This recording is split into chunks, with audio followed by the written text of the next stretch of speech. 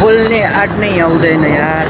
के तपाईहरुलाई पनि मलाई जतिको नै गाह्रो हुन्छ? म चाहिँ आज बौद्धमा गएर भिडियो बनाउने भनेर गएको, भिडियो बनाउने आर्ट पनि हरायो कि नगएको नि। यदि तपाईहरुलाई पनि यस्तो हुन्छ भने एकचोटी यो कुरा ट्राई गर्नु होला। के गर्नुपर्छ भनेदेखि यो भिडियो हेरेरै तपाईहरुलाई थाहा हुन्छ। यो भिडियोमा चाहिँ सकेसम्म 1000 लाइक ल्याउनु पर्यो। तपाईहरुले पब्लिकलाई यस्तो च्यालेन्ज राख्नु कि भिडियो बनाउने बेला एउटा च्यालेन्ज राख्नु कि हो त्यस्तो भनेर तपाईहरुले कसम पनि खानु अनि बाचा पनि गर्नु। एउटा भिडियोमा 1000 लाइक आयो भने म पब्लिक रिल्याक्सन लिनु पर्ने छ। त्यसपछि तपाईहरुले कसम अनि बाचा पनि तोड्न सकिदैन। त्यही भएर तपाईहरुको आड अनि हिम्मतहरु हारिदैन। त्यसैले तपाईहरुले मेहनत चाहिँ जारी गर्नु होला है। म पनि आजदेखि मेहनत जारी नै राख्छु। त्यसैले आजदेखि म पनि बाचा गर्छु कि यो भिडियोमा 1000 लाइक आयो भने म पनि पब्लिक रिल्याक्सन लिन जाने छु। त्यसैले तपाईहरुले पनि सकिन्छ भने ट्राई गर्नु होला एकचोटी। सकिन्छ भने तपाईहरुले भिडियो चाहिँ एनी टाइम हाल्नु होला, दिनको एउटा। युट्युबमा चाहिँ दिनको एउटा हाल्नु होला, फेसबुकमा चाहिँ दिनको 3-4 वटा 5-6 वटा जतिवटा सकिन्छ त्यतिवटै हाल्नु होला। त्यही भएर तपाईहरु सबैजनाले मलाई पनि साथ सपोर्ट दिनु पर्यो। म पनि युट्युबमा दिनको एउटा भिडियो हाल्ने छु, तर यो भिडियोमा 1000 लाइक आयो भने मात्रै।